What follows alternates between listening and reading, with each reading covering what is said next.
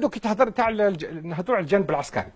احنا عندنا مشكل مثلا مع قضيه مع مشكل مع المغرب. هذا الناس كل الجزائري يعرفوا من اجل يعني بسبب قضيه الصحراء الغربيه. الصحراء الغربيه دوكا تيك عندها الازمه هذه 40 سنه، بدايه السبعينات ما ربحنا فيها شيء، ما تقدمنا في الملف هذا، ما قلنا باللي الملف هذا تاعنا ولا ماشي تاعنا، قال نتلاعبوا، قال هذا قضيه الامم المتحده، والامم المتحده ماشي معوله تجد حل لهذه القضيه. المغرب دا الارض، احنا دينا الشعارات، قال احترام حريه تقرير المصير للشعوب. قاعدين يعني كما قلت لك واحد الخطا استعملت الصوره لا بروا اي لومبر. المروك دا لا بروا الفريسه وحنا دينا الهضره.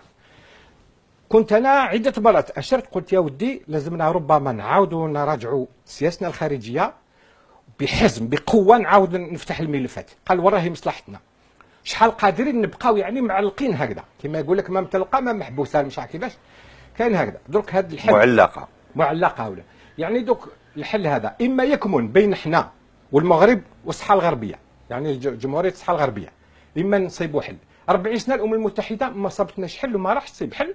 والامم المتحده اللي يسيرها مجلس الامن، اعضاء المجلس الامن كلهم يعني تبناو الموقف المغربي ماشي الموقف الجزائري. نعم. احنا خاسرين حاصلين في هذه الازمه، وربما كاش نهار يقدر يتسببنا في حرب مع المغرب. لازم نفتحوا عينينا على الحقائق. والمغرب باستطاعته ان يعلن حربا على الجزائر، لكن هل الجزائر ممكن باستطاعته؟ انا اسال لا، لكن هل الجزائر قادره تعلن الحرب على هذيك المشكل. دوك حنا دوك شغل الدوله تاعنا قلنا ما شغل ما كاين ملفات يعني دي دوسي ريزيرفي يشوف فيهم رئيس الجمهوريه. الشعب ما عندوش حق يهضر في الاخر. حنا قال عندنا الفاهمين هادو راهم يدبروا في الملفات. هو حط الملف في الحقيقه حطه تحت الكرسي ما عالج القضيه ما والو، يتخبى في الايام. دائما سياستنا هذاك نتخباو في الايام. قال لك خلي كاش نهار يا خويا ما نقدروش حنا نبقاو في الوضعيات دي بالنسبه للملف هذا، لانه ماشي الملف في حد ذاته برك. قلنا يقدر يتسبب في حرب مع المغرب.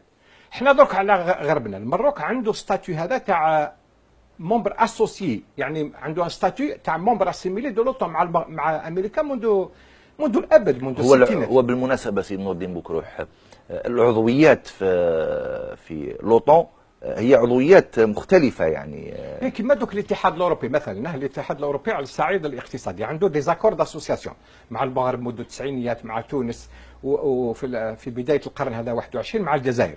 يعني شغل شبه كانك عضو، ما راكش مومبر، كاين شروط، راك ان مومبر اسيميلي، عندك ان ستاتيو انترميديير. دوك على غربنا عندنا دوله جارنا عنده تحالف عسكري اقتصادي في كل ما سياسي. هذا المغرب ما حددش يعني احنا الوحيد ما عندنا حتى اتفاقيه ولا عسكريه ولا ماليه ولا اقتصاديه ولا اعضاء في المنظمه العالميه للتجاره والو. هايمين هكذا قاعدين بفهامتنا بقفازتنا حاسبين شطاره. هي ماشي شطاره كيقول لك هذه باللي يعني احنا الجزائر هذا هو محتوى مصطلح الاستقلال. لا راك غلط. اليوم الاستقلال علاش مال هذوك فرنسا المانيا بريطانيا كل الدول الاوروبيه هذوما اللي راهم دوك عددهم يعني راهو قريب 28 اللي دخلوا في الاتحاد الاوروبي. هذو يعني ما يعرفوش هما الاستقلال الوطني يعرفوه خير منا. يعني حاب دوك العالم يتكاتل، العالم يعني يتحد، كل واحد يروح وين يصيب يعني مصالحه. الا حنا نبقاو وحدنا. يعني مازال حاب تقول سي نور الدين بوكروح انه مازلنا سجناء، اوني توجور دي زوتاج ولا دي بريزونيي دو كونسيبت، يعني دو كونسيبت تاع الستينات والسبعينات اللي كانوا في الستينات غالطين، ماشي محسوب قدامه برك. من البدايه كنا غالطين.